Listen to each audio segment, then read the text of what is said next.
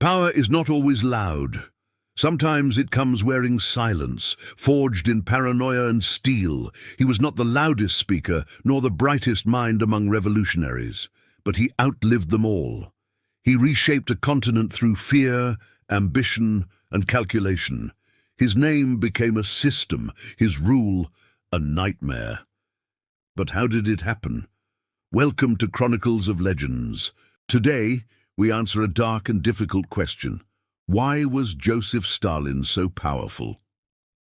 Joseph Vissarionovich Stalin was born in 1878 in Gori, Georgia, to a poor, abusive family. Raised under the stern doctrines of the Orthodox Church, he studied at a seminary, only to abandon God in favor of Marx. But he was not like the other Bolsheviks. Lenin had charisma, Trotsky had genius, Bukharin had charm. Stalin? He had something else, a cold, patient hunger. During the Russian Revolution of 1917, Stalin played a secondary role, but during the chaos of the Civil War, he made himself useful. As Lenin's health began to fail, Stalin used bureaucracy like a dagger. By 1922, he had become General Secretary of the Communist Party, a position that seemed administrative, almost boring. But Stalin understood what others did not. Control the machinery, and you control the revolution. Stalin's power didn't come from battlefield glory or philosophical brilliance. It came from his control of appointments. He filled key positions with loyalists. He made the party an extension of himself. By the time Lenin died in 1924, Stalin had already embedded himself deep in the system's veins. When Lenin's testament criticized Stalin and recommended his removal, Stalin ensured it was suppressed. He played the long game. He positioned himself as Lenin's natural heir, the man of steel who could protect the revolution. One by one, his rivals fell. Trotsky was isolated and exiled. Zinoviev and Kamenev were discredited and later executed. Bukharin, once seen as Lenin's golden boy, was also eliminated. Stalin didn't simply win. He erased history and rewrote it with himself at the center. Stalin's real power emerged through fear. During the Great Purge, 1936-1938, he unleashed the NKVD, his secret police, on party members, generals, scientists, even peasants and poets. No one was untouchable, not even his most trusted allies. Millions were arrested, hundreds of thousands were executed. Children were taught to spy on their parents. Names vanished from history books. Images were edited to erase enemies. Stalin did not just destroy lives, he restructured reality. Why did he do this? Because paranoia was his doctrine. Loyalty was not enough. The only loyalty that mattered was fear. And the only truth that mattered was the one he approved. He was not interested in trust. He wanted control over the soul. Yet Stalin's power wasn't built on terror alone. He transformed the USSR into a global superpower. Under his rule, the economy was forcibly industrialized. Massive infrastructure was built. Illiteracy dropped.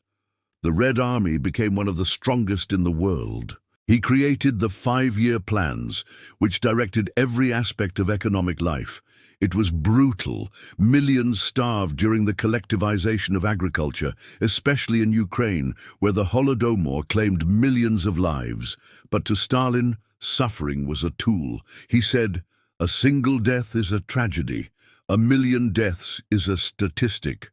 And yet, when the Nazis invaded in 1941, it was Stalin's Soviet Union that bled more than any other nation to defeat Hitler. Over 20 million Soviet lives were lost. But the USSR emerged as a victor, and Stalin as a god. Statues of him were erected, cities named after him. His image was everywhere. He became the state. Stalin understood symbolism. He was not merely a man. He became a myth.